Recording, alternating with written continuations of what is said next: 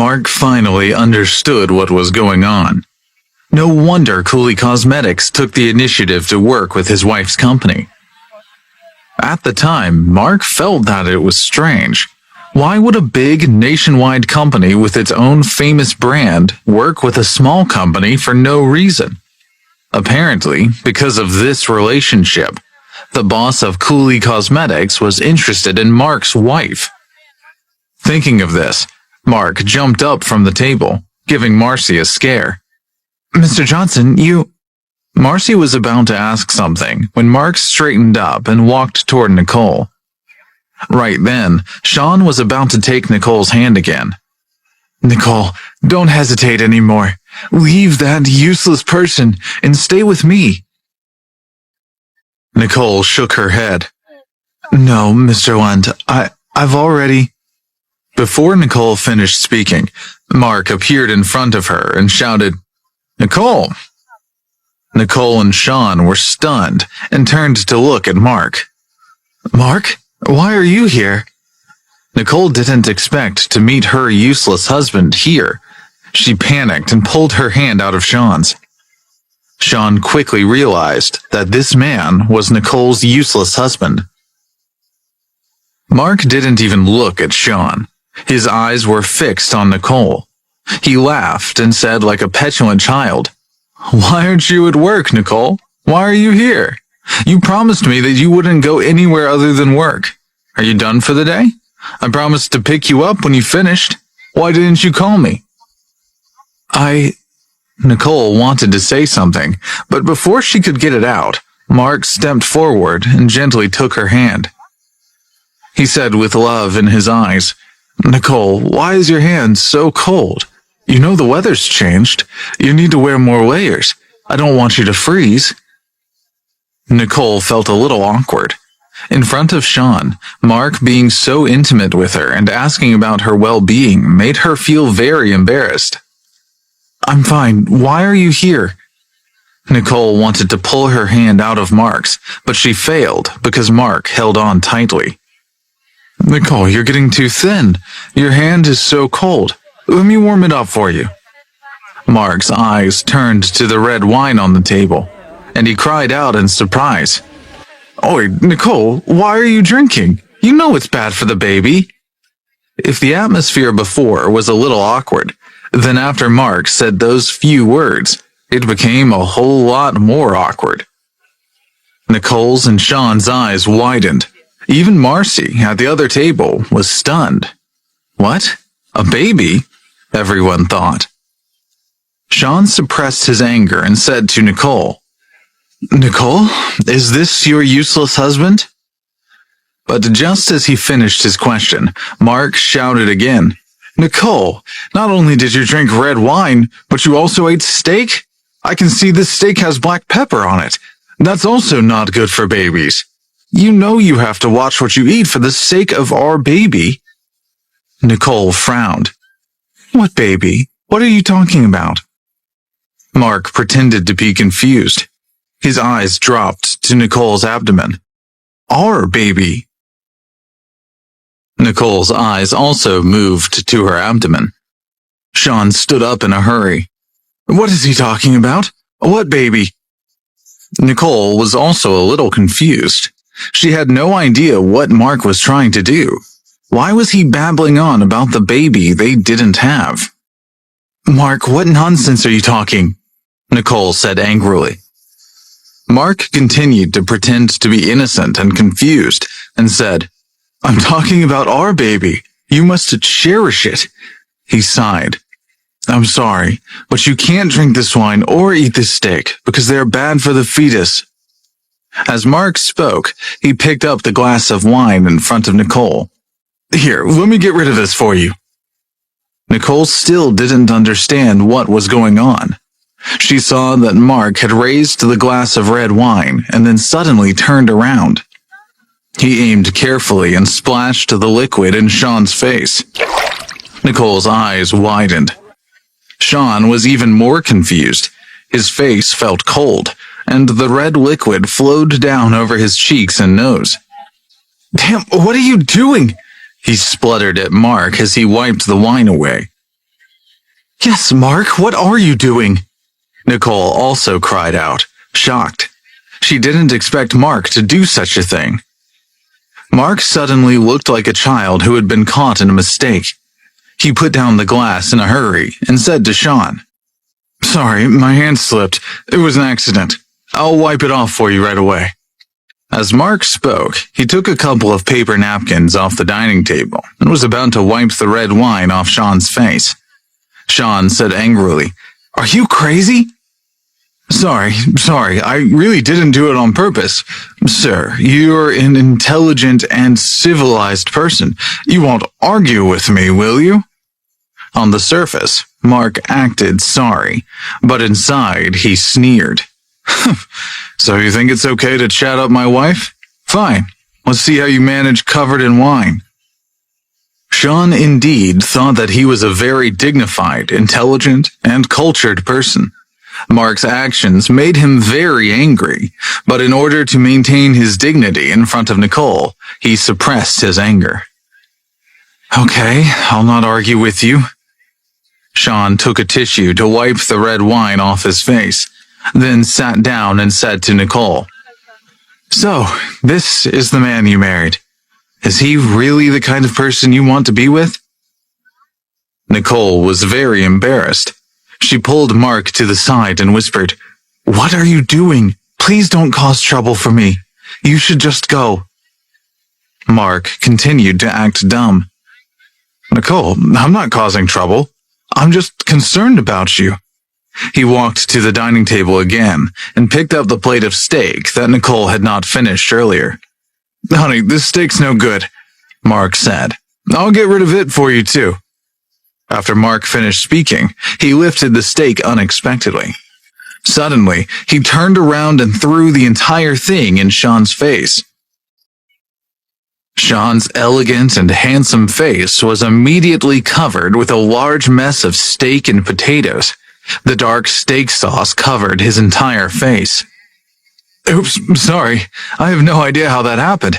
I guess my hand slipped again. I'm really sorry. I only wanted to throw it away. Mark hurriedly apologized. Sean was stunned for a few seconds. He stood up and faced Mark. He pointed at Mark and cursed, unable to suppress his anger any longer. Bastard, I think you did it on purpose. Nicole was also very angry.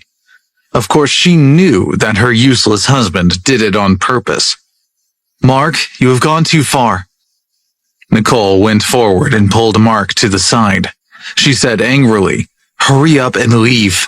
You don't have the right to interfere in my matters. Leave now. When Mark had first gone over to the table, Marcy was concerned. She was afraid that he would start a fight with those people. She was even prepared to step in and help him if that happened.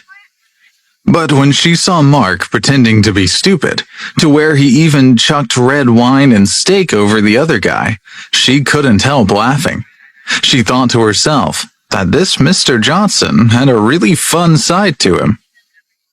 While Mark was doing his thing at Nicole's table, the other few customers in the restaurant were all watching. Even now, some of them were still discussing the incident in low voices. Look, one customer said. The man next to us is dressed in a suit and leather shoes. He's elegant and handsome, but now he's been splashed with red wine, and his companion's steak is in his lap. He's in a sorry state. Another customer said, Hey, did you see? Although that man is handsome, he's not a good person. He's seducing the other guy's wife. That is why he's wearing red wine and steak. Hearing these discussions, Sean almost exploded with anger. He took a step forward and was about to teach Mark a lesson, but Nicole hurriedly stopped him and said apologetically, I'm sorry, Mr. Lund. It is all my fault. Please, don't be angry.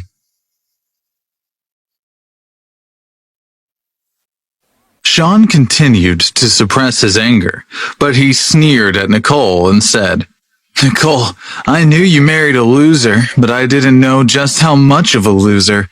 This guy is beyond belief. Unexpectedly, before Sean could finish speaking, Mark raised his fist and slammed it into the bridge of Sean's nose. Sean never thought that Mark would suddenly make such a move. It was impossible to guard against. His nose broke and blood poured out. He staggered back 2 steps and almost fell to the ground. Everyone exclaimed. Nicole looked shocked. "Mark, what are you doing?" she roared at her husband. Mark quickly put on a smile and scratched his head in embarrassment. He said, "Oh no, I'm so sorry. My hand was itchy just now and I couldn't control it." Then he turned to Sean with an innocent face. "I'm sorry. My hand slipped again. I couldn't help it when I saw your annoying face." Nicole was very angry. Mark was obviously behaving like this on purpose. "Mark, that's enough. Get out of here. I don't want to see you." "Nicole, please don't be angry. It's not good for the baby in your belly if you're angry," Mark said. Sean raised his hand and wiped the blood from his nose. Of course, he knew that Mark had hit him on purpose. Mark deliberately embarrassed him, but Sean didn't fight back. He looked at Nicole and said, "Nicole, are you really having a child with this useless person?" "Of course we're having a child. The baby is in her womb. And in fact, there are 2 babies. We're having twins," Mark said excitedly. Sean's face dropped. He stared at Nicole in disbelief. He said aggressively, "Nicole, tell me this is impossible. You had no choice but to marry this useless person when your parents told you to. You have never loved him, and you have never been touched by him, so it's completely impossible for you to have a child with him."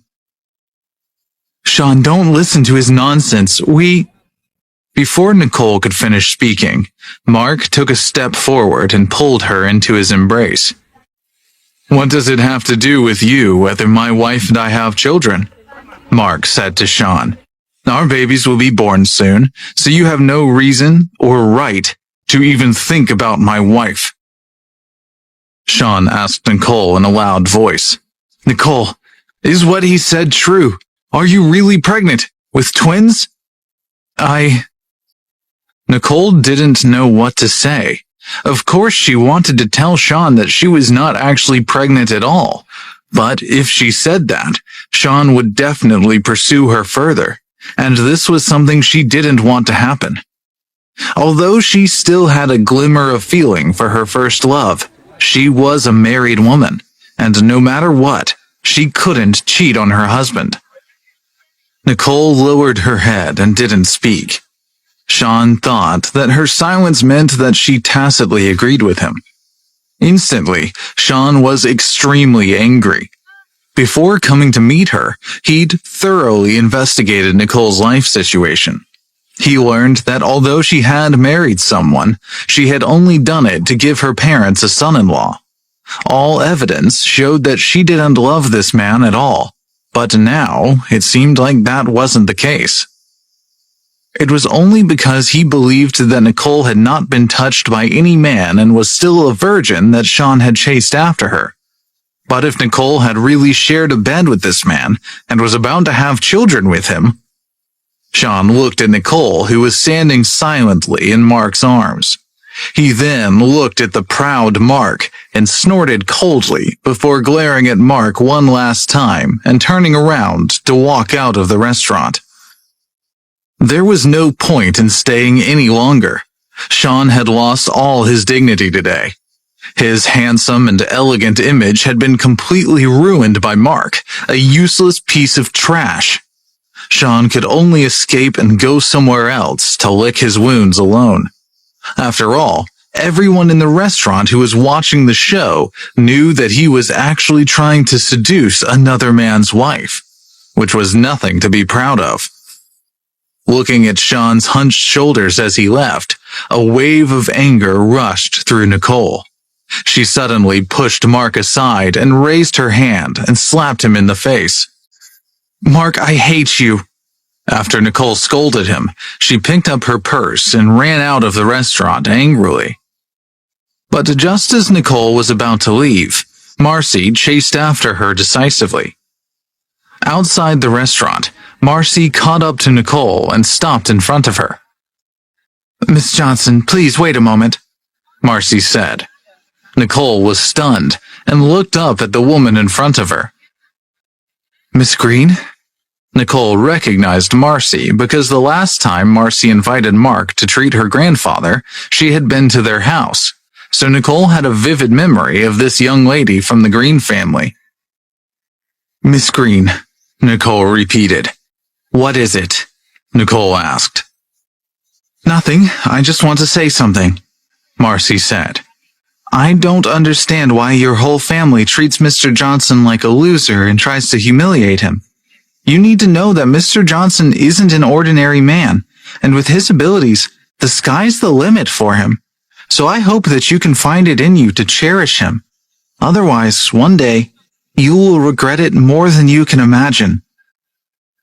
Upon hearing these words, Nicole was stunned. Then she raised her eyebrows and said angrily, "What does this have to do with you, Miss Green?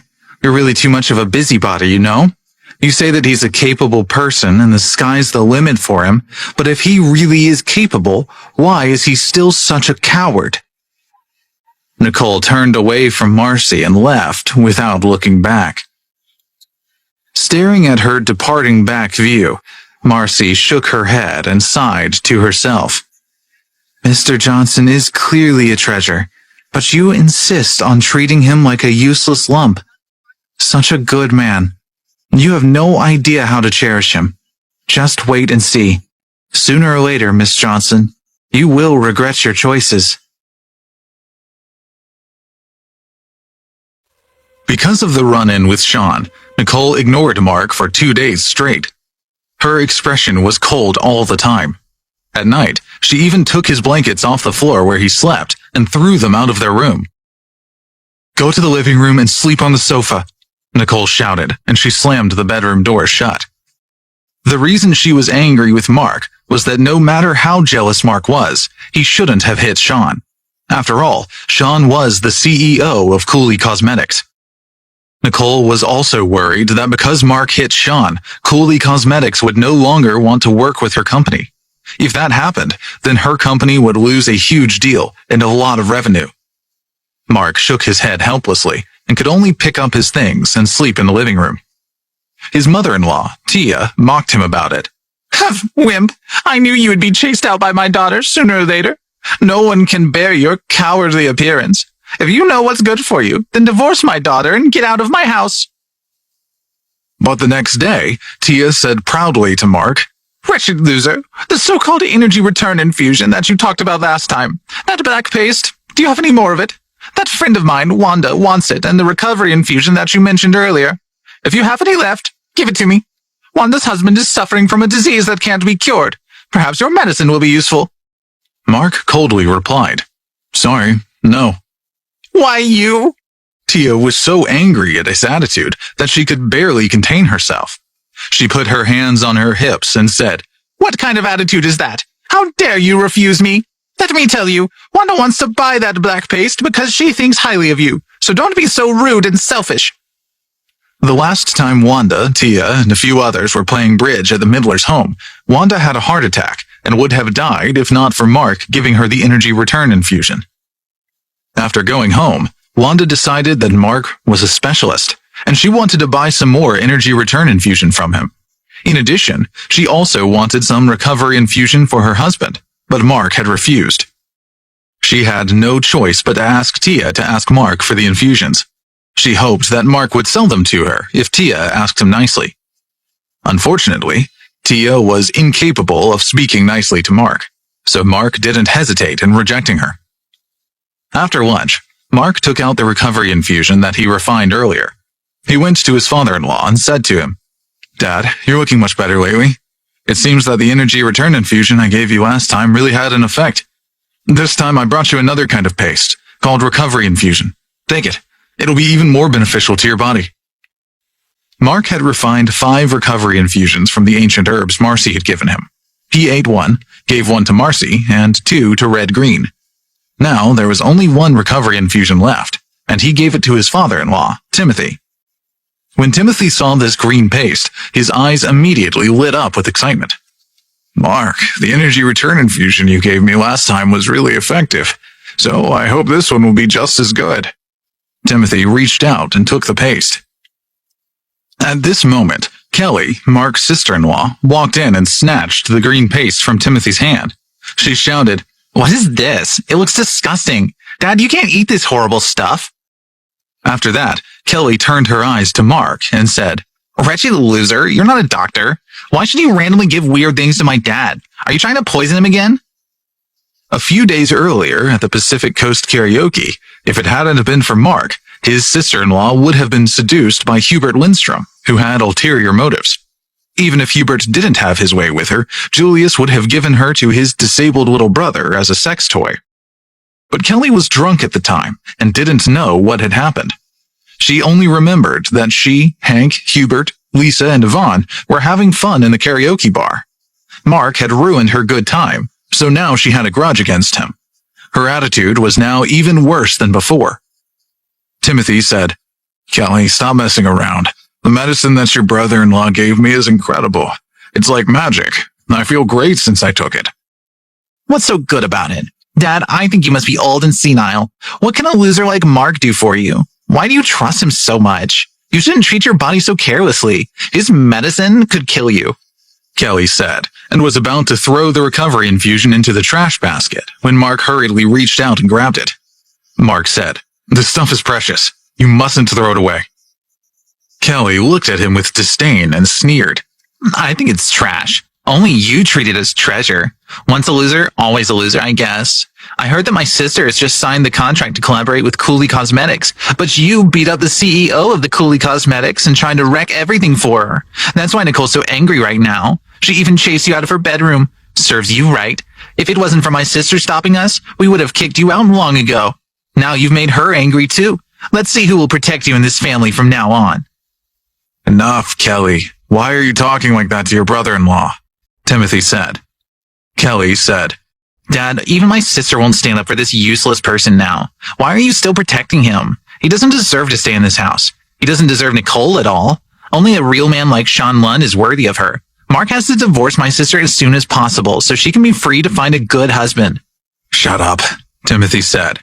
"Stupid girl. You don't have any respect for your elders. You need to learn humility and morals." Kelly was not convinced. "Did I lie? If he doesn't divorce my sister, it will destroy her entire life." Just as Kelly said this, she frowned and a trace of pain flashed across her face. Then she suddenly raised her hand to cover her mouth as if she wanted to vomit. The next second, Kelly turned around and ran to the bathroom and closed the door. Mark and Timothy were stunned. Although the bathroom door was closed, they could hear Kelly puking inside. "What's wrong with the child?" Timothy muttered. "She kept wanting to throw up at lunch just now. She can't be sick, can she?" At that moment, Tia and Nicole walked in and followed Timothy's gaze to the washroom. "What's wrong?" Tia asked with a puzzled look. But when she heard the sound of her daughter vomiting from the bathroom, her expression immediately changed. Nicole's expression also changed. "What's wrong with Kelly? I noticed that something was wrong with her when we were eating just now. It seems like she has been needing to throw up." Tia suddenly thought of something. "She wants to throw up? Oh no, she can't be pregnant, can she?" Tia suddenly raised her hand to cover her mouth in shock. The others were also shocked, as they remembered that if a woman suddenly vomited for no reason, it was most likely related to pregnancy. Nicole was startled, but immediately said, "Mom, don't talk nonsense. Kelly is still a student. How could she be?" Just as Nicole spoke, the bathroom door opened and a pale-faced Kelly walked out. "Kelly, are you all right?" Nicole hurriedly went over to greet her sister. "I'm fine. What's wrong? Why are you all looking at me like that?" Kelly said. Tia hurriedly walked over and pulled her to the side. She asked in a low voice, "You wretched girl, tell me the truth. Have you been throwing up a lot recently?" Kelly was stunned. "Mom, how did you know? I don't know what's going on. I have no appetite and I'm depressed. When I see food, I just want to throw up." Tia's expression changed drastically. She lowered her voice and asked, Did your period come this month?" Kelly was stunned. "Mom, what do you mean?" What do I mean? Tia screeched. Tell me quickly, have you had your period this month?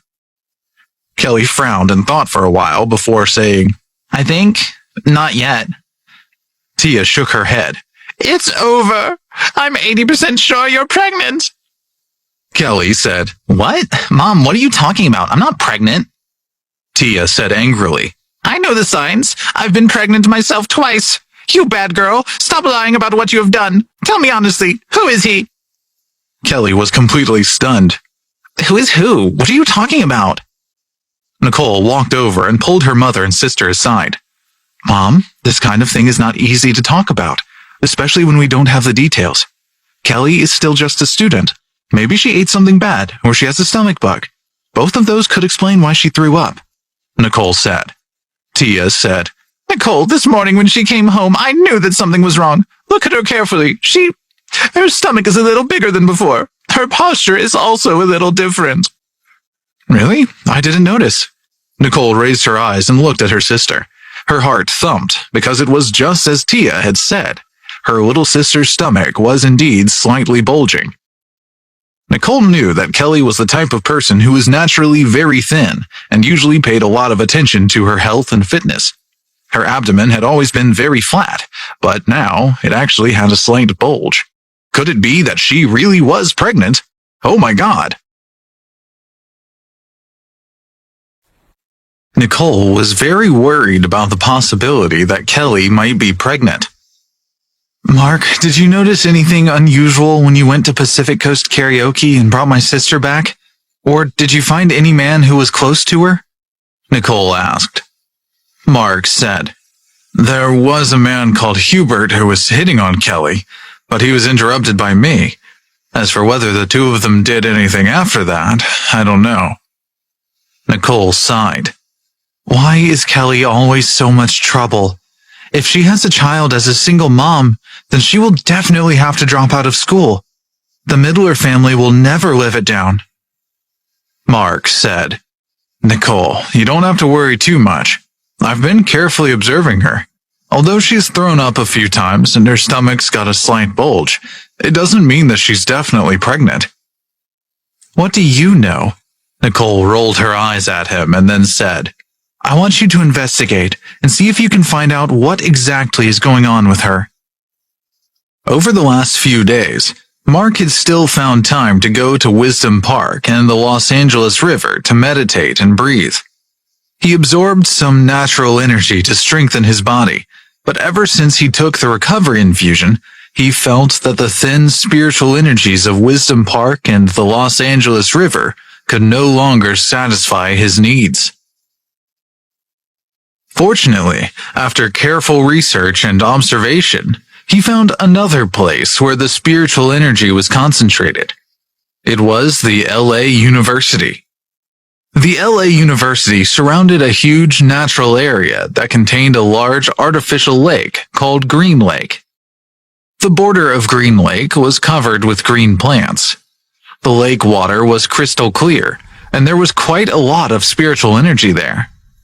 In addition, the artificial lake was on the campus, and the campus was filled with students. The atmosphere was permeated by the energy of knowledge and inquiry. So after dinner that night, Mark arrived at the artificial lake behind the LA University early in the evening. It was only 7 or 8 o'clock, and it was the weekend. Logically speaking, there should be a lot of students by the lake. But this evening, no one was there, which was perfect for Mark. He walked quickly to the shore. After some observation, he found that all the spiritual energy in the school was gathered in one place. 2 willow trees were planted on the left and right sides of Green Lake. Their branches and leaves were luxuriant, and it looked like they had been there for a long time. All the spiritual energy on the campus was absorbed by the 2 willow trees, but after absorbing it, the spiritual energy gathered together and was thrown into Green Lake. After being filtered in the water of Green Lake, the spiritual energy was absorbed into the lake water, but the filtered waste and impurities were released by the 2 willow trees. So, if one looked carefully, one would discover that Green Lake was surrounded by thick layers of passive energy. It was summer now, but walking by the lake, one would feel a little cool. Mark frowned. It seemed there was something wrong with the lake water. There were also problems with the 2 willow trees planted by the lake. After walking for a while, he met a young woman walking along the shore. This woman had loose hair flowing over her shoulders, and she seemed to be in a hurry. Mark quickly went up to her. "Excuse me, can you tell me why there's no one here today? It's the weekend. Aren't there usually a lot of students and other people here at the weekend?" The woman gave him a strange look. "You're not a student here, are you?" Mark could only shake his head and admit awkwardly, "No, I'm not a student here, but my sister-in-law is studying here." This LA University was the same school Kelly was in. "Oh, no wonder," the woman muttered with a strange expression. Then she suddenly lowered her voice and said to Mark mysteriously, "I advise you to leave quickly. Don't wander around by the lake if you have no reason to. This lake is not clean. People have died here." Mark was stunned. He was about to ask something when the woman glanced left and right. She looked even more panicked and left in a hurry. Mark frowned and thought to himself, "What did she say? Someone had died by the lake? Is this for real? Who cares? Let's take a look first." Mark paced all the way around the lake. Other than the woman he'd just met, he never set eyes on anyone else. As the night deepened, the energy around the lakeside became heavier and heavier, and the coolness became thicker and thicker. Mark suddenly discovered that the lake water in the center of Green Lake had formed a whirlpool. It was as if a tornado had been created in the water. Mark stopped in his tracks and stared at the whirlpool with wide eyes. The whirlpool was getting bigger and bigger, and it was also getting higher and higher, forming a huge column of water. In the middle of the water column was a black thing. Mark immediately had a bad feeling. "What is that?" he muttered to himself. Because it was quite far away and it was nighttime, no matter how Mark stared, he couldn't make out what the black thing in the waterspout was. Could there be something unclean in the lake water? The huge waterspout circled for a long time, and then the entire thing collapsed into the lake with a whoosh. The black thing also fell into the lake and quickly swam toward Mark. It seemed to be some kind of big fish. Its entire body was pitch black. Mark was puzzled. This was just an artificial lake, so even if there was a fish, there shouldn't be such a big fish. If it was anyone else who saw a huge black creature swimming toward them in the lake in the middle of the night, they would have run away in terror. But Mark wasn't afraid. He just stood there, wanting to see what the black thing was. After a few seconds, the black creature swam faster, picking up speed, getting closer and closer to Mark. Mark's eyes widened. The black thing was a monster with the head of a turtle and the body of a black snake. But as this huge monster was swimming toward Mark at high speed, it seemed to suddenly discover Mark's existence. It slowed abruptly, hesitated on the surface for a brief second, and then dove out of sight, disappearing in an instant. Mark was rooted to the spot. "What?" he thought to himself. "Did I just see what I think I saw? A black thing with a turtle head and a snake body swimming in Green Lake? That can't be."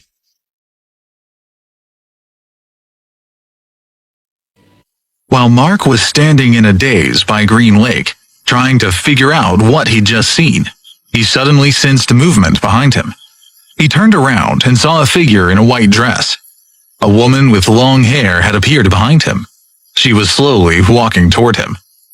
Under the moonlight, the woman's face was pale, her eyes were dull, and her face was stiff. In addition, her flowing white dress and her walking posture were strange. She looked like a ghost. "Hello?" Mark started to greet the woman, but she ignored him as if she didn't see him at all. She kept walking stiffly toward the lake.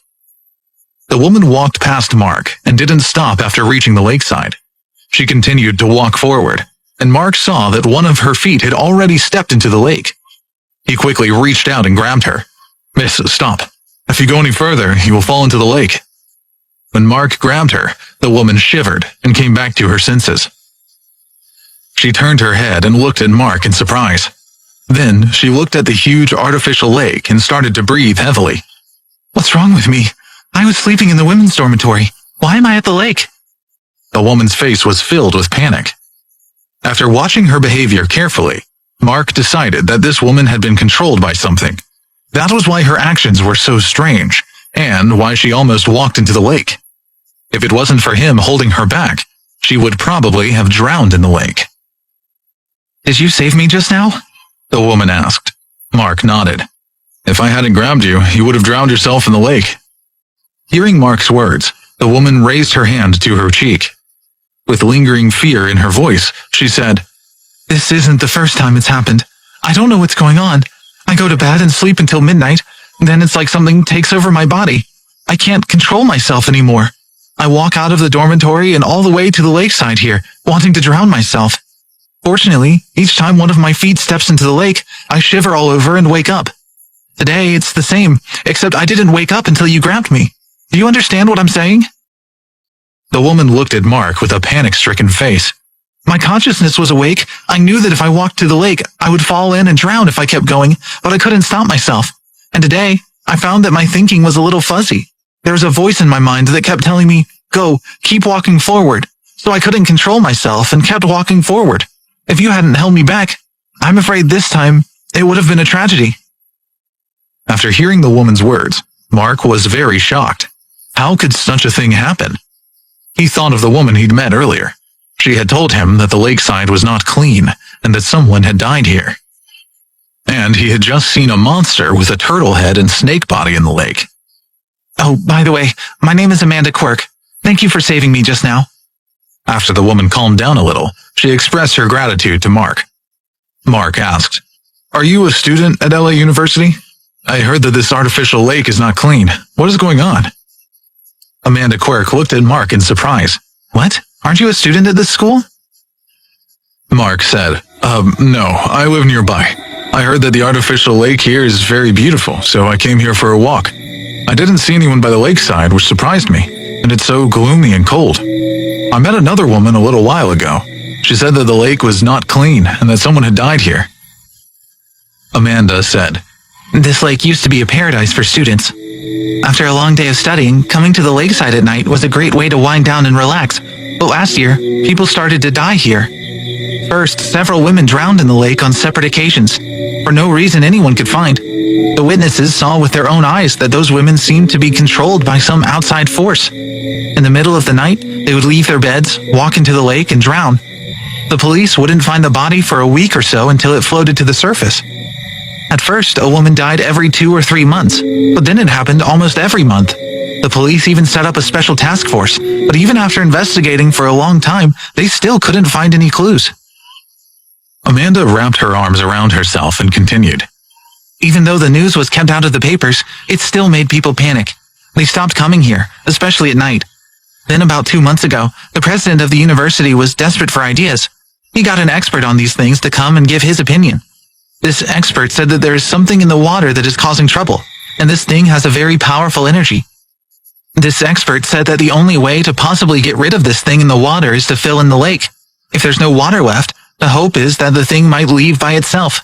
So the president secretly got some people together, and at night some of them pumped out the water, and others trucked in lime and topsoil to replace it. But it didn't work. It's really strange, but despite all that work, not only did the water in the lake not decrease, it actually increased." Amanda shook her head helplessly. "It's really scary." Mark listened carefully as he quietly watched the woman in front of him. Soon, he realized that this woman's energy was different from ordinary people. This woman actually possessed what was called the Eternal Evergreen Physique. Eternal Evergreen Physique was a type of high-grade physique that was very suitable for enhancement by the methods of the Profound Group. Not everyone was suitable for enhancement. Take Marcy, for example.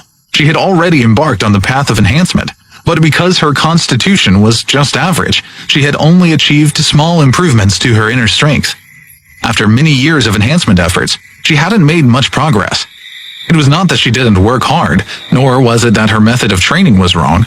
It was because her talent and basic constitution was too ordinary. But this woman, Amanda, in front of him was born with a type of physique that was suitable for enhancement. If she was able to cultivate and connect her body, mind, and spirit, she would be able to reach the highest level of inner strength in a short period of time. This was the kind of extreme natural talent that she had. After realizing this, Mark also understood that this woman had been controlled by something several times in the middle of the night. It wanted her to jump into the lake and commit suicide, but in the end, she woke up. It was precisely because her physique was powerful and had been strengthening itself her whole life that she woke up at the most critical moment, saving herself. If not for that, she would have died a long time ago, just like those other women who jumped into the lake and committed suicide. This was truly a rare opportunity. She had actually given him a body that was suitable to cultivate with the techniques of the Profound Group. With her eternal evergreen physique, if this woman could walk the path of enhancement, then her future would be limitless. Seeing Mark staring at her, Amanda said, "Why are you looking at me like that? I know it sounds crazy, but please don't say you don't believe me." Mark said, "I believe you. There is definitely something in the lake that is causing trouble." "Yes, as for what it is, I've no idea." Amanda shook her head. "I know," Mark said. Amanda looked at him in surprise. "You know?" "Yes, just now I saw that thing with my own eyes. It was a huge creature with a turtle head and snake body. I guess it was some kind of monster." "A monster with a turtle head and snake body?" Amanda's eyes widened in surprise. At this moment, footsteps suddenly came from behind them. The two of them turned at the same time and saw a middle-aged man in his 30s walking over. This man had a slender body and thin face. His small eyes flashed with a cold light. "The university has banned people from the lake at night. It's already very late. Why are you here?" The man walked to Mark and Amanda's side and spoke bluntly. Amanda said, "Professor Perry, I'm sorry. We'll go back now." This man was a professor at the university called Grant Perry. Amanda saw that Mark was just standing there. She immediately gave him a look and said, "Let's go. Professor Perry says that we are not allowed to stay here. We need to leave now." But just as the two of them took 2 steps to leave, Professor Perry suddenly said, "Wait." He walked in front of them. He looked Mark up and down with his small eyes and then said, "You're not a student at our school." Mark was surprised, but he nodded. Professor Perry's face became gloomy. "Only members of the LA University community are allowed to enter the grounds. Since you're not a student here, why did you sneak onto our property in the middle of the night? You must be up to no good." Amanda hurriedly said, "Professor Perry, although he's not part of the university, he's not a bad person. He saved me just now." "Eh? He saved you?" Professor Perry obviously didn't believe her. "Yes, Professor Perry. You should know a little about my situation. Tonight, I slept until midnight, but then I got up and came down here to the lake. Only I wasn't in control of myself. I was controlled by something else. Without realizing it, I arrived at the lakeside, and if it wasn't for this gentleman stopping me, I'm afraid that I would have drowned myself in the lake." Professor Perry narrowed his eyes and sized up Mark once more. Mark met his gaze and sized him up, too. At first, Mark didn't feel anything unusual, but the more he looked, the more he felt that something was wrong. There was a smell on Professor Perry's body. It was the smell of demon energy. But Mark wasn't positive. He hadn't yet reached the level where he could identify a demon with just a glance, but he was still a member of the Profound Group. After receiving the knowledge of the old man, his senses of smell and vision had become very sensitive. That was why he could sense that Professor Perry's aura was different from that of ordinary people. It was a demonic aura mixed with passive energy. What was wrong with this person? At this moment, Professor Perry relaxed his frown and said to Mark, "Let's forget about it this time, but leave immediately. If you barge onto our grounds again, I'll have to report you." Then he looked at Amanda. Miss Quirk, it's late. You should hurry back to the dormitory. Amanda felt relieved. She quickly walked away, towing Mark after her. After getting out of earshot, Mark asked, "Was that person really your teacher?" Yes, he's the most talented teacher in our school. He's highly respected, but he's too strict. We're all afraid of him," Amanda said. "You should stay away from him in the future," Mark warned. Amanda felt puzzled. "Why?" "I can't explain it right now, but please, do as I say and steer clear of Professor Perry." After Mark finished speaking, he said goodbye to Amanda and strode toward the university exit. The next morning, Mark decided to visit Green Lake again. If there really was a monster in the water, he planned to kill it and obtain the demonic pill. He would be able to refine it into a beast restoration infusion. The effects were similar to the recovery infusion, and it could even eliminate evil energy in people, killing 2 birds with 1 stone. So at around 8 o'clock in the morning, he arrived at LA University and went straight to Green Lake in the university grounds. Usually, many students hung out at the lakeside every morning to exercise, but now the area was unusually quiet. It was almost the same as last night. There was hardly anyone there. Mark first checked the 2 big willow trees planted by the lake, then looked toward the center of the lake. He thought of the 2 major systems in the Profound group. One was water control, and the other was fire control. Because of the recovery infusion he had refined from the fire cauldron, he'd made some progress in his skills with fire control, and he could now shoot fire from his palm. But in terms of water control, had he made any progress? He needed to find out. He stood by the lake and spread out one hand. He pushed his palm forward and silently chanted the water control spell. Nothing happened, so he murmured it to himself a second time. Still, nothing happened.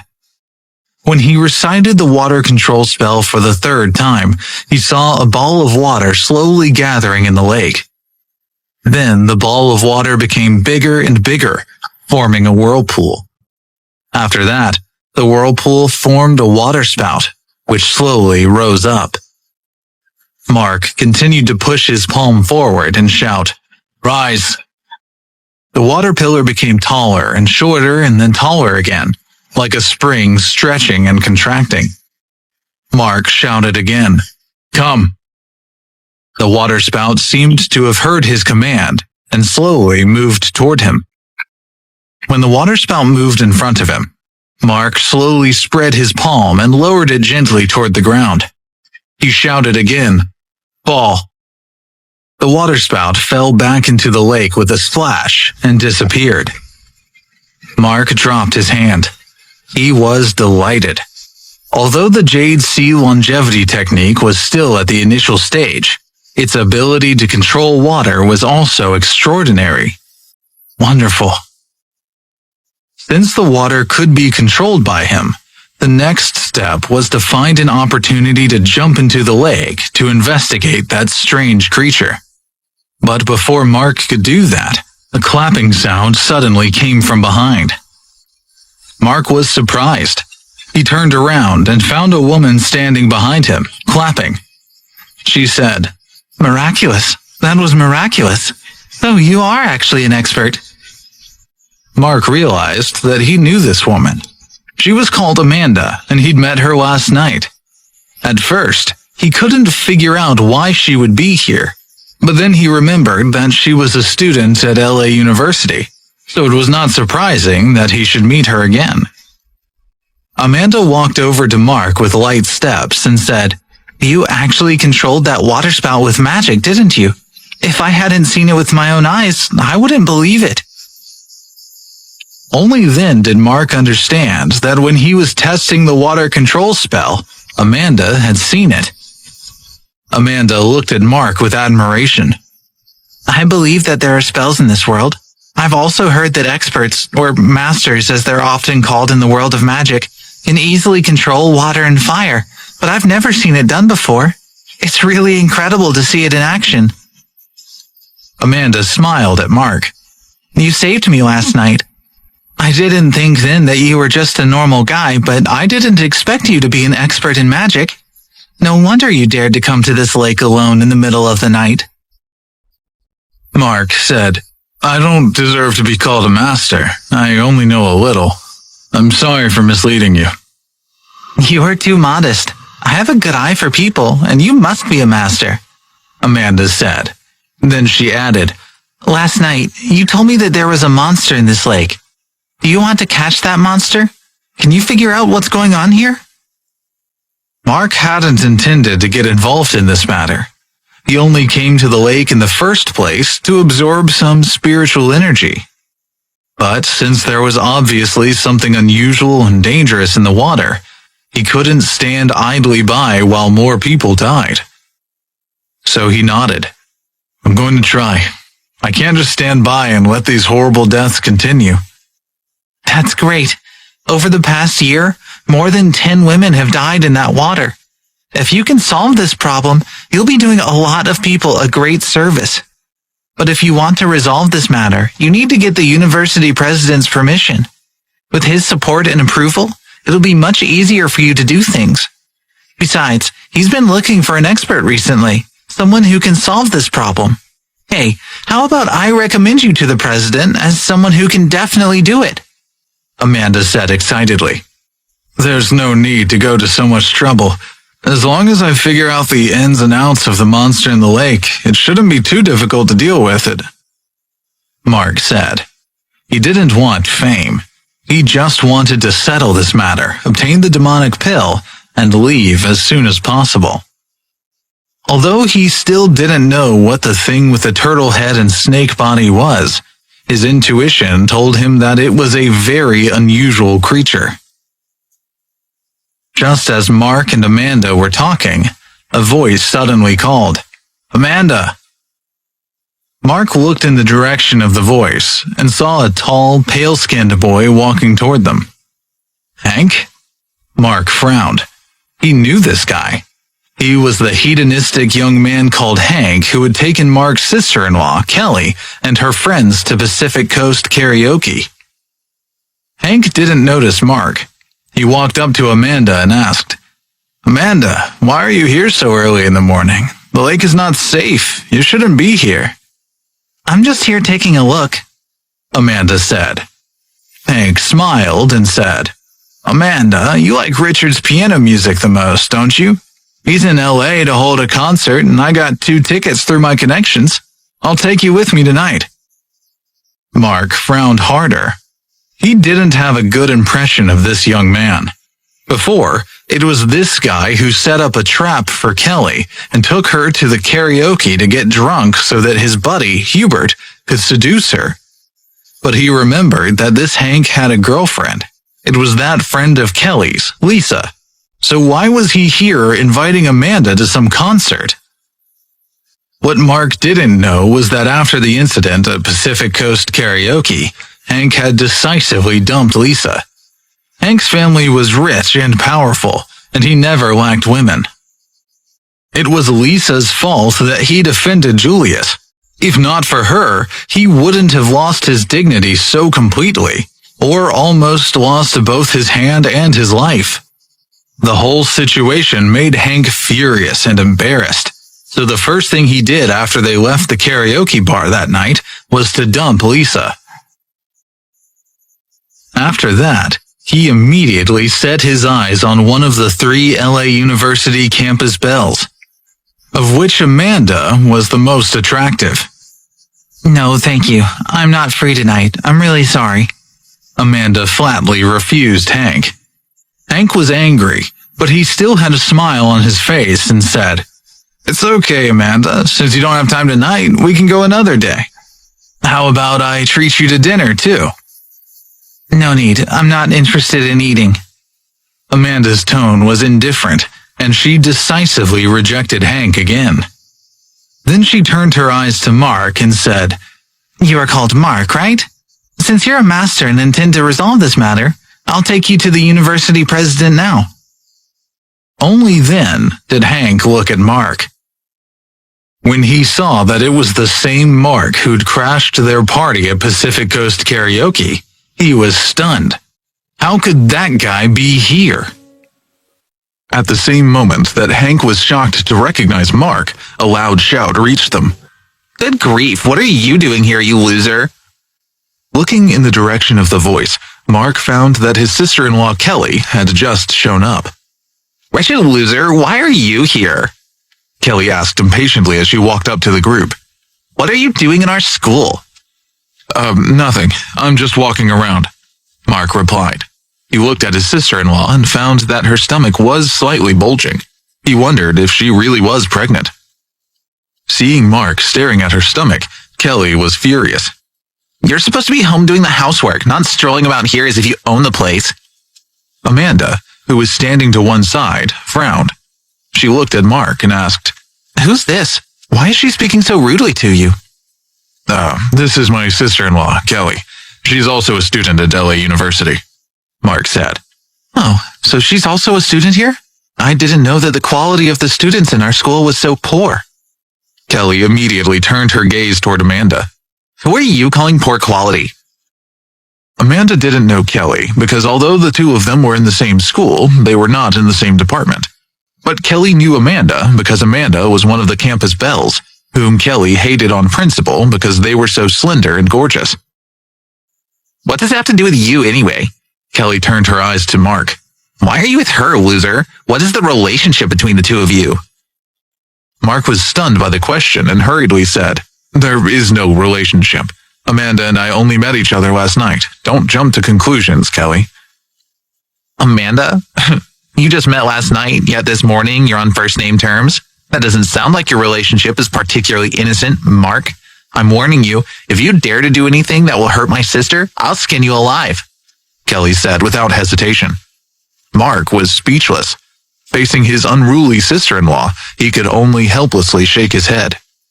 Amanda sneered, as if she deliberately wanted to annoy Kelly. She stepped forward and grabbed Mark's arm. She even leaned her head on Mark's shoulder and said, What is the relationship between the two of us? Can't you tell? Kelly's eyes widened. She didn't expect Amanda to do such an intimate thing with Mark in front of her. You guys don't really have that kind of relationship, Kelly said angrily. Then why do you think Mark came here? He came to find me, of course. Do you really need me to spell out our relationship? Amanda deliberately angered Kelly because Kelly's attitude toward Mark was bad. She was rude, calling him a useless person, and Amanda wasn't about to stand by and let that happen. Kelly was so angry that she stamped her foot hard and pointed at Mark. She scolded, You useless idiot! You good-for-nothing loser! How dare you do nothing all day and then come here to flirt with other women? I'm going to tell Nicole. After saying that, she turned around and left in a fury. Mark hurriedly pulled away from Amanda. What are you doing? Amanda said disapprovingly. That sister-in-law of yours is too rude. Is she actually even your sister-in-law? You're so young that I can't believe you're married. You're not really, are you? Yes, I've been married for 5 years, Mark said. 5 years? It can't be. Amanda was amazed. Why not? 5 years is 5 years. How can it be fake? Mark asked. Amanda looked at Mark in disbelief. Mark said, Why are you looking at me like that? Amanda suddenly covered her mouth and laughed. What are you laughing at? Mark repeated. It's fine. If you were married, then you're married. It's nothing. Being married doesn't mean anything. If I like a man, regardless of whether he's married or not, I'll still chase after him. Both of them laughed, but Hank, who was watching from the side, was furious. He couldn't help but step forward and question her. Amanda, what is the relationship between you and this useless person? You two aren't really... Amanda said, What does any of this have to do with you? You... Hank choked and couldn't speak. He scolded Mark thoroughly. You're such a wimp. It turns out that Amanda rejected me because of you. You dare to take my woman? Huh, just wait and see. Hank turned to Amanda. Amanda, you're mine. No one can take you away from me. After saying that, Hank turned around and left. Amanda and Mark looked at each other. Amanda sighed. Ignore him. Let's go. I'll take you to the president. I want to introduce you to him. I think only an expert like you can solve the problems with Green Lake, she said. Then she stretched out her hand and pulled Mark after her. After a few steps, she saw a few people walking toward her. Isn't that the president and some others? Amanda stopped in her tracks and looked at those people. She found that it was the LA University president, Gordon Winchester. With President Winchester, there was also Professor Perry, as well as an old man with a slightly white beard in his 60s or 70s. Behind him was a young man who was about 15 or 16 years old. In the blink of an eye, the president's group walked up to Amanda and Mark. Amanda said, "Hello, President Winchester. Hello, Professor Perry. President Winchester, we were just coming to look for you. I have good news. I found a master who can solve the problem with Green Lake." "Hey, Amanda, you say you want to recommend a master to me?" President Winchester asked kindly. "Yes, this is him. His name is Mark." Amanda pointed at Mark, who was standing beside her. President Winchester looked at Mark and said, "Amanda, is this the master you're talking about? This young man looks too young to have the capabilities of a true master." Amanda said, "He may look young, but he's very capable. I saw it with my own eyes." Professor Perry, who was beside her, suddenly snorted and said, "What expert? Isn't this the person who broke into the grounds last night?" Mark frowned and looked up at Professor Perry. Last night, when he saw this Professor Perry at the Green Lake, he could feel the demonic and evil energy coming from this man's body. Looking at him now, although it was daytime, the demonic and evil energy in his body hadn't decreased at all. Instead, it had become even more intense. Mark realized, once again, that this person was definitely not an ordinary individual. The demonic aura that was rolling around Perry's body was similar to the passive energy that was emitting from Green Lake. Could this person be related to the monster in the lake? Seeing Mark staring at him, Professor Perry frowned and said, "I warned you last night. People who are not affiliated with our school are not allowed to come here without permission. I certainly didn't expect you to be here again today. What are you trying to do? If you don't leave soon, I'll ask security to kick you out."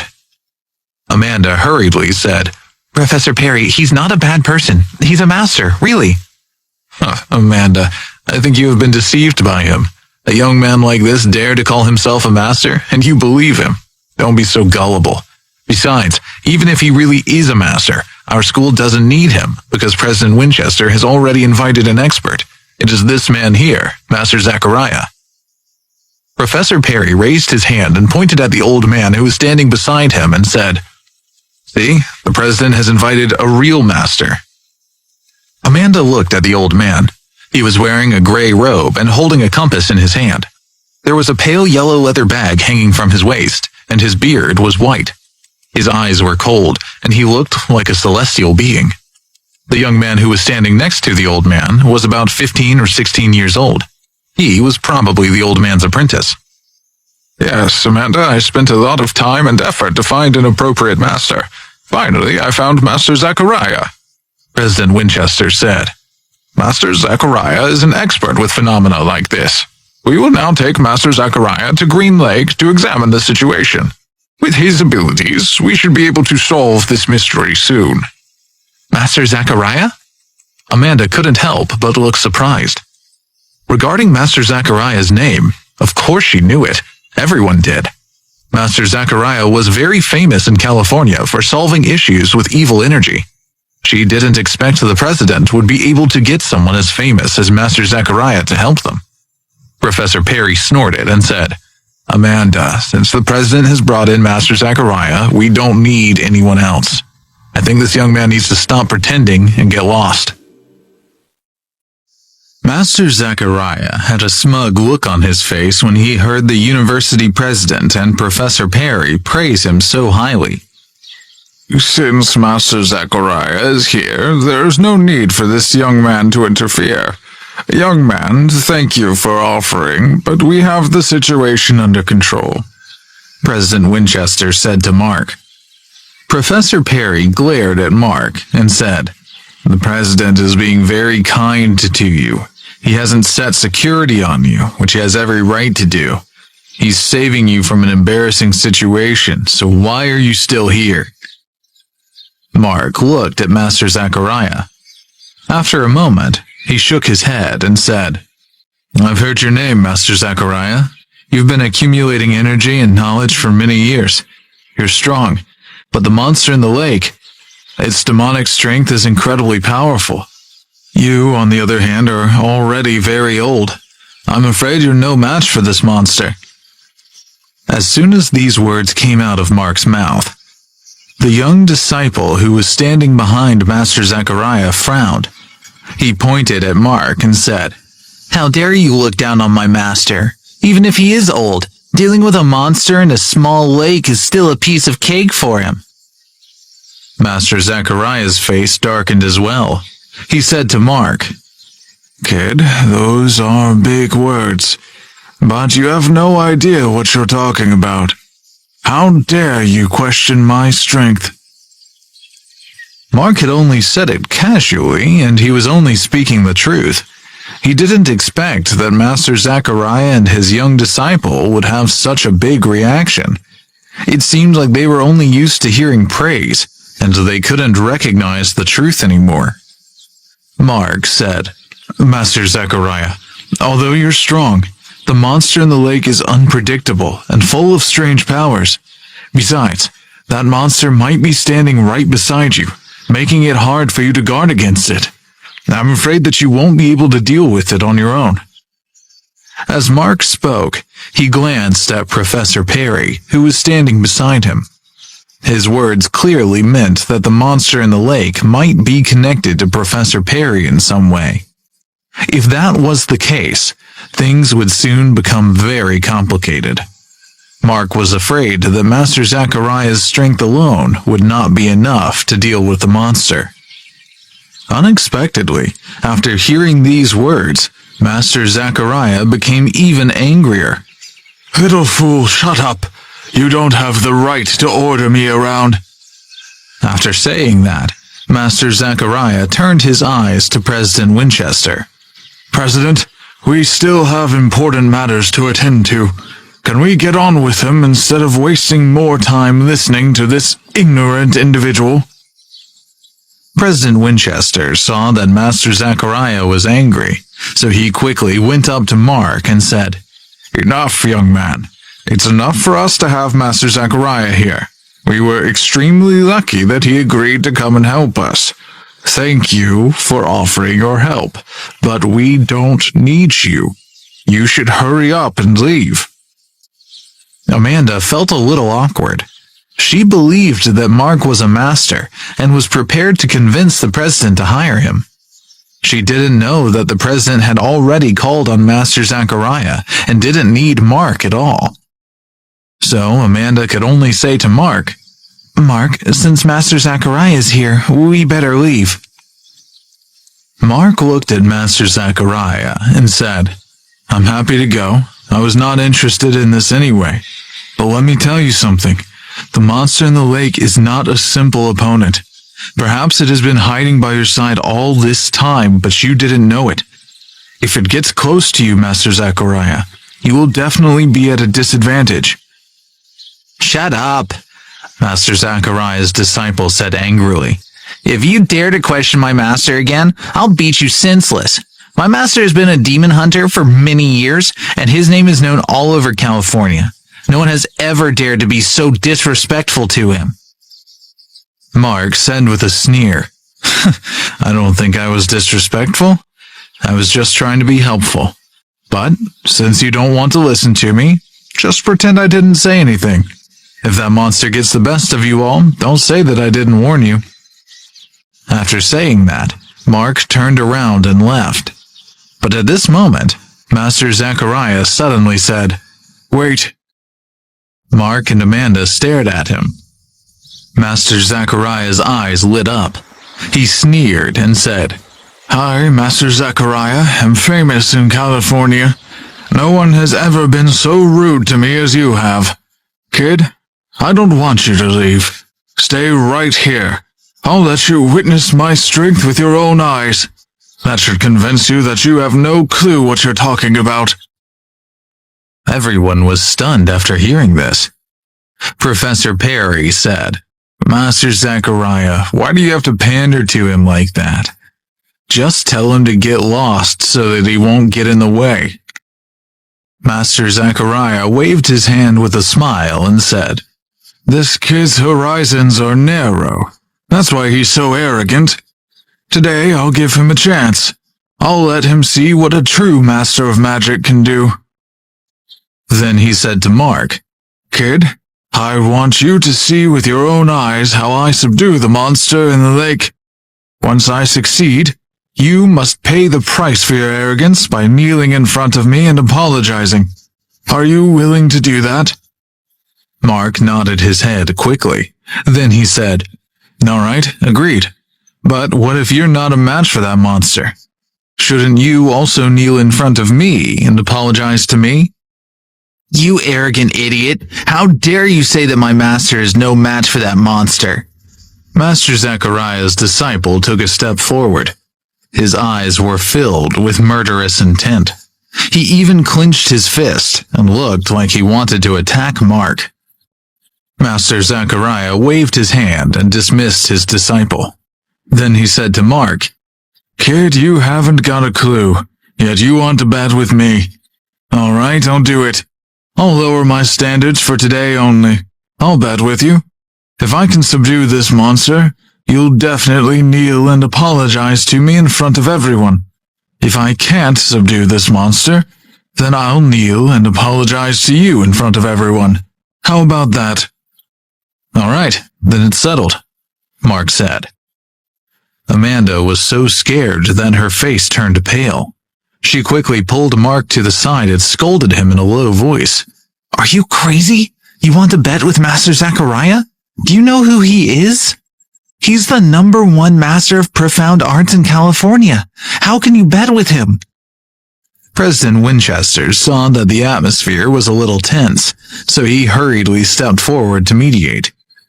"Forget it, Master Zachariah, you're a highly respected person. There's no need to prove anything to this kid. He's not worth it." President Winchester then said to Mark, "You're very young. You really don't know the way things are in the world. Are you sure that you actually want to bet with Master Zachariah? If you lose, that would be a huge loss of face. I suggest that you stop messing around here. Just hurry up and leave." Mark said, "Thanks for the advice, but I've made up my mind to this bet. Master Zachariah, you can start now. I would like to see your strength today." "All right, kid. I hope you don't regret it later," Master Zachariah said, and turned toward Green Lake.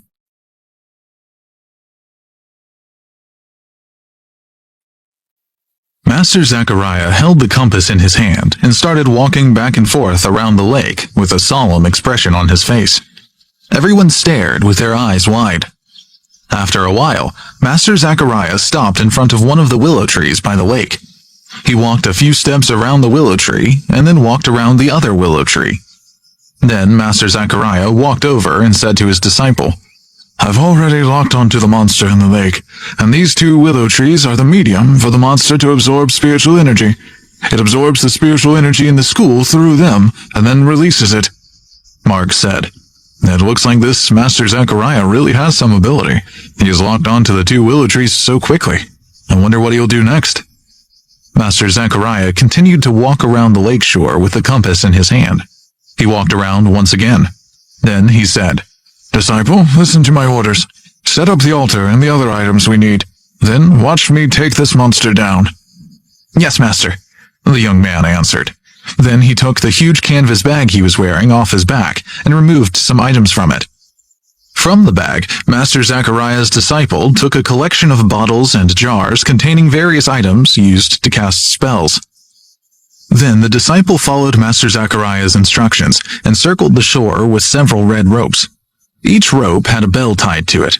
4 pieces of paper, each with strange writing on it, were placed at the east, west, south, and north compass points near the lake. Mark knew the strange words on the papers were the words of special incantations. After setting all this up, the disciples stood back and waited. A bell appeared in Master Zachariah's hand, and he began ringing it. The bell made a gentle sound as he paced back and forth around the ropes. His steps were extremely strange, and his fingers were constantly changing the rhythm of the ringing. His movements continued for a long time, until eventually the calm surface of the lake began to undulate with a small ripple. After a moment, The ripple became bigger and bigger, and the water on the lake surface seemed to be agitated, as if blown by an invisible wind. Look, Master Zachariah's method has worked. The wind is blowing on the surface of the lake. Amanda pointed at the waves rippling across the water. Master Zachariah's disciple said proudly, My master has already locked onto the position of the monster and set up a trap. Let's wait and see. Soon the monster will be like an item in this bag, completely subdued by my master. As soon as his voice faded, the wind on the surface of the lake became stronger and stronger, and the waves became bigger and bigger until they soared up into the sky and formed water pillars. What was even more surprising was that a faint black mist began to emerge from the lake. The mist also soared into the sky and almost covered the entire surface of the lake, making it look extremely strange. Master Zachariah suddenly stopped in his tracks. His eyes were like burning torches as he turned his head to look at the entire surface of the lake. He shouted loudly, "Evil monster, you're hiding in the lake and causing trouble. Hurry up and show yourself." As soon as he finished his words, a crashing sound could be heard. A black shadow could be seen rolling up from the lake. Then it jumped out of the lake. It flew up and somersaulted in the air before it fell back into the water with a splash.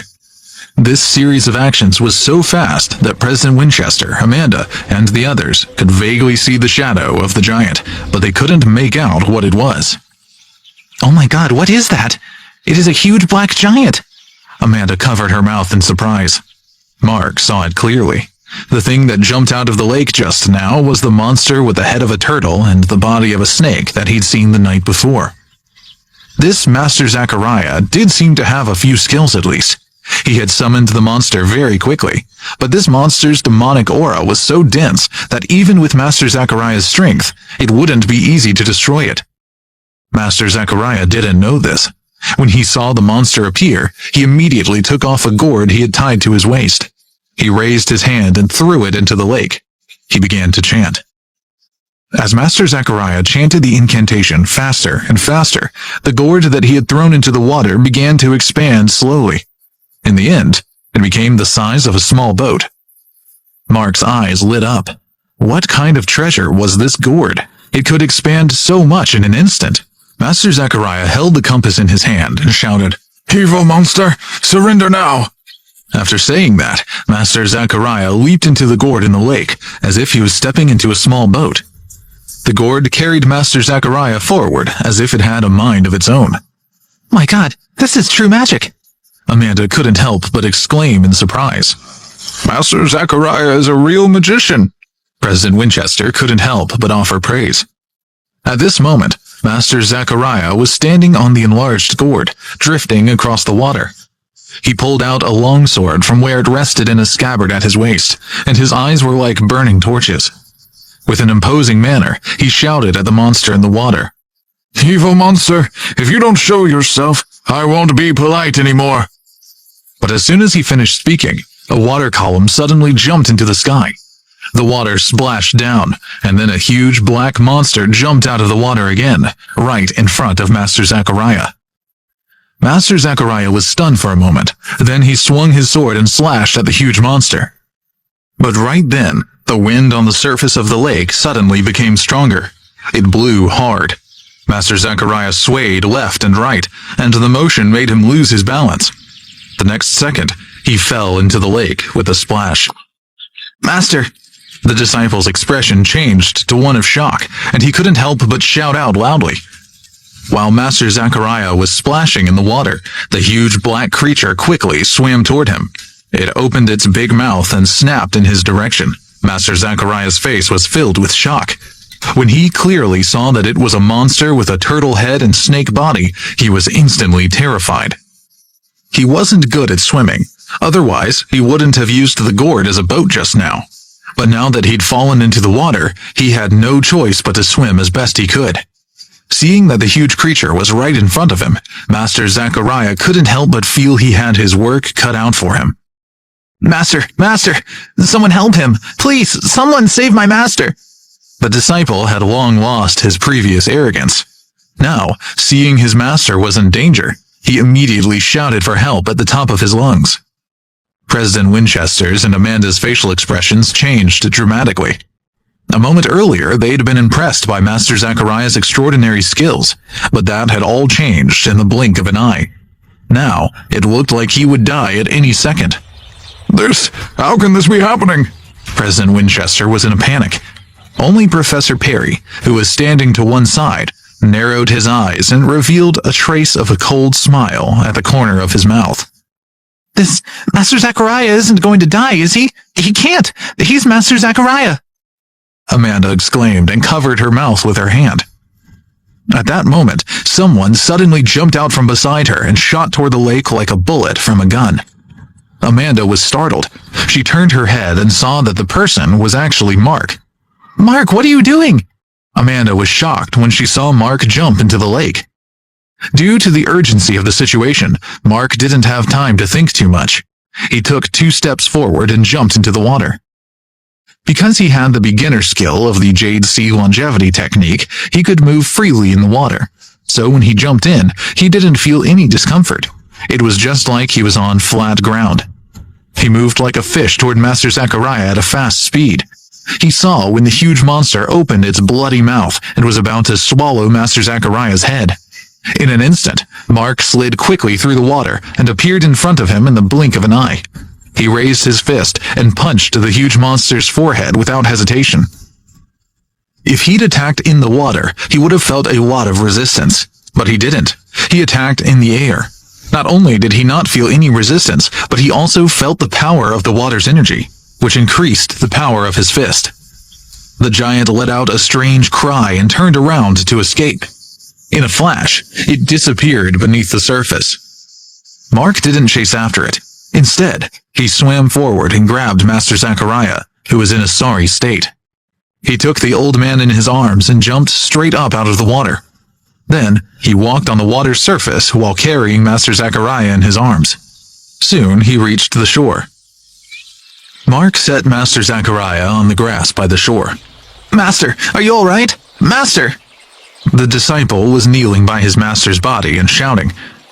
Master Zachariah's face was full of pain. Mark stepped forward and began CPR, causing the old man to spit out a big mouthful of muddy water. After that, he started to pant heavily, and Mark left him to breathe on his own. Although Master Zachariah's life was not in danger, he was in a sorry state right now. He had lost his imposing manner from before. Great! This is great! Master is fine! It's you! You're the one who saved my master! The disciple cried with joy, then turned to look at Mark.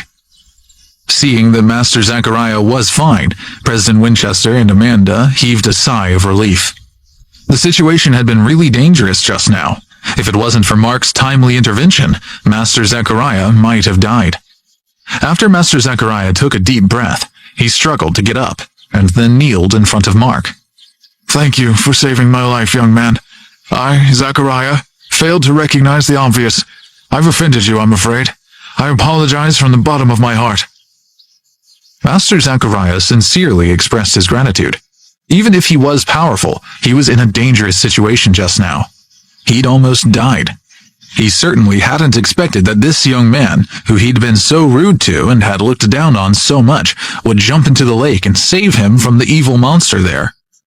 Master Zachariah bowed his head. I completely failed to recognize what was right in front of me. You are the true expert, not me. President Winchester sighed with emotion when he saw this scene. His eyes were filled with admiration when he looked at Mark. Young man, you didn't care about your own safety just now. You jumped into the water and saved Master Zachariah without hesitation, and you are even able to walk on the water. This is truly amazing. It seems that what Amanda said is correct. You are indeed a master, President Winchester said.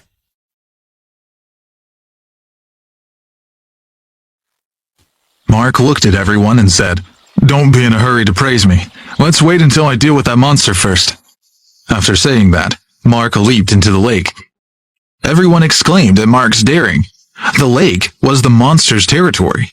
No matter how good Mark's skill in the water was, no one thought that he would be able to gain the upper hand in a fight with the monster in its own domain. In fact, They were all completely wrong, because they didn't know that not only was Mark a great swimmer, he had also cultivated the Jade Sea longevity technique, which allowed him to move as freely in the water as he did on flat ground. After Mark jumped in the lake, he quickly followed the trail of the monster through its demon aura and attacked it. When he came into close contact with the creature in the water, Mark could finally see its true shape. The head was indeed a turtle's head, and below it was the long body of a black snake. This thing was a combination of a turtle and a snake. What kind of monster was it? It was completely unheard of. And judging by the demonic aura emitting from its body, this thing was even more powerful than an ordinary monster. Mark quickly searched the long list of monsters in his mind.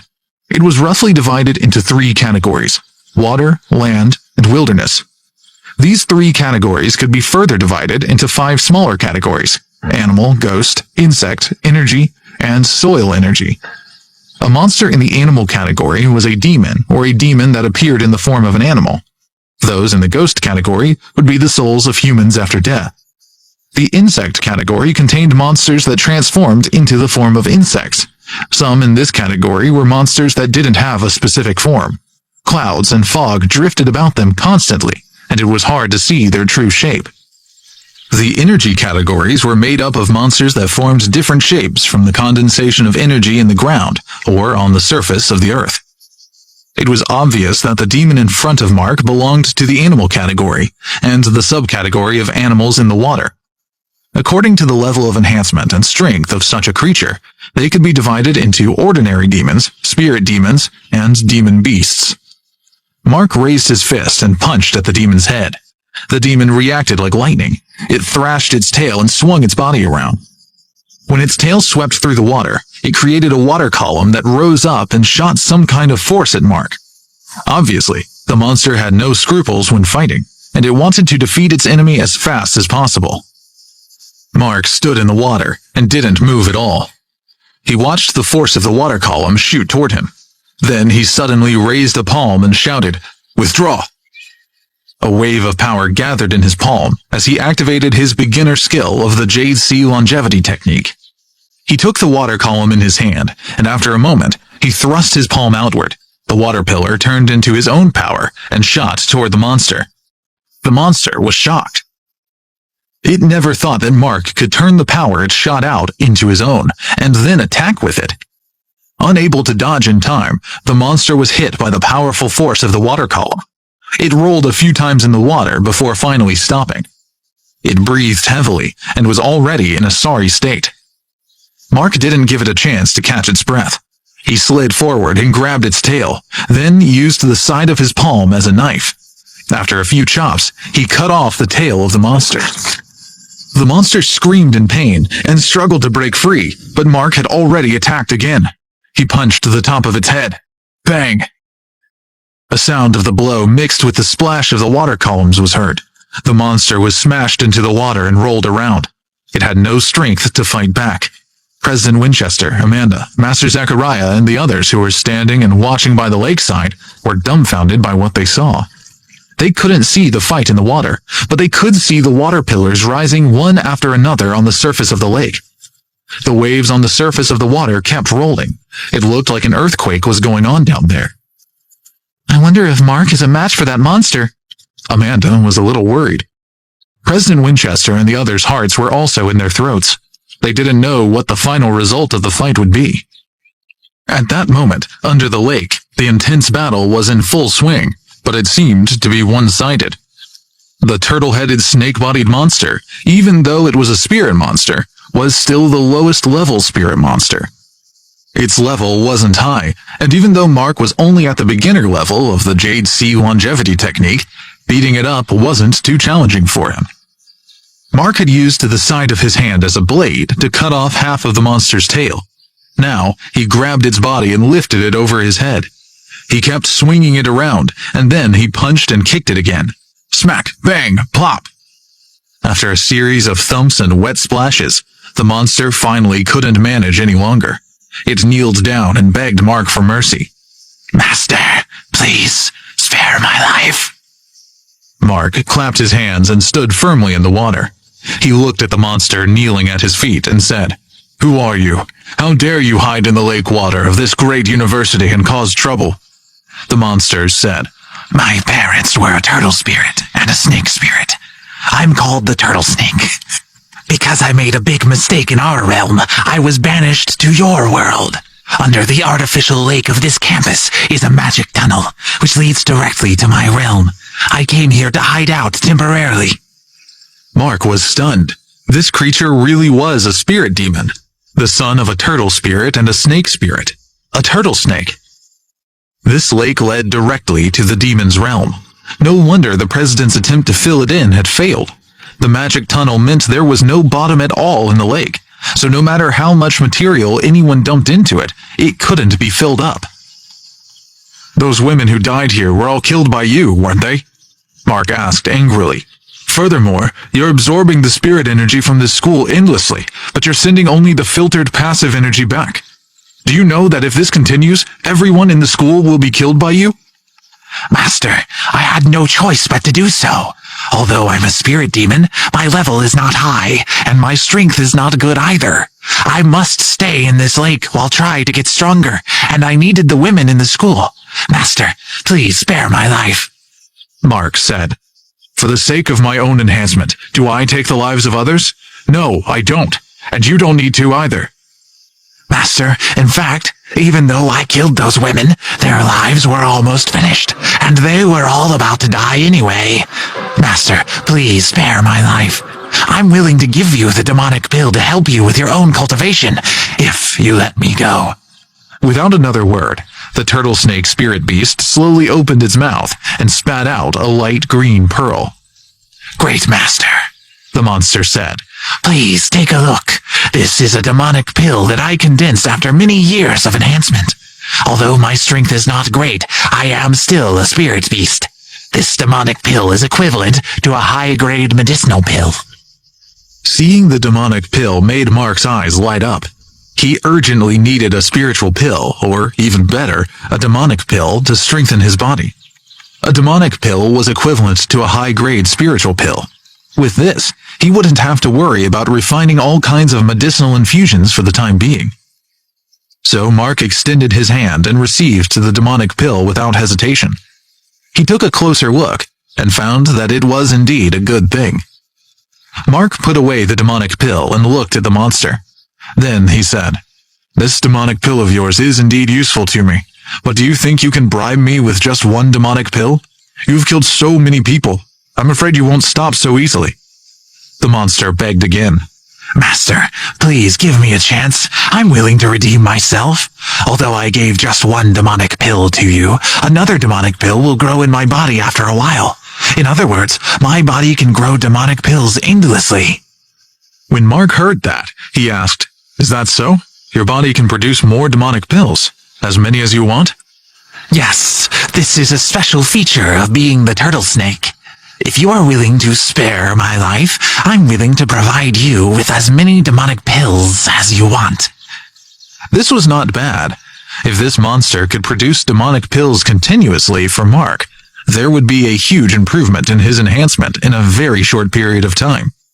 Yes, the creature had killed a number of people, but those women were all on the verge of death anyway. Moreover, Mark had already cut off half its tail. That could be considered as punishment for it. On the whole, Mark decided it would be better to keep the monster alive than to kill it. Mark said, "I can spare your life, but you have to promise me that you will never harm a mortal again. You're not allowed to absorb the spiritual energy in the school anymore, and you're not allowed to come out and cause trouble again, because next time, if there is a next time, I won't let you off so lightly. Next time, you will die." I won't, I promise. With you here, I definitely won't dare to act badly. From today on, I'll only stay in this lake obediently.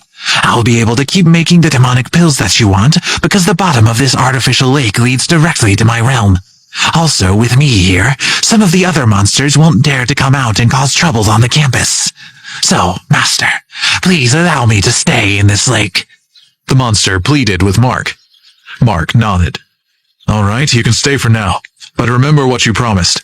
If you dare to act rashly or hurt anyone for any reason, I will kill you."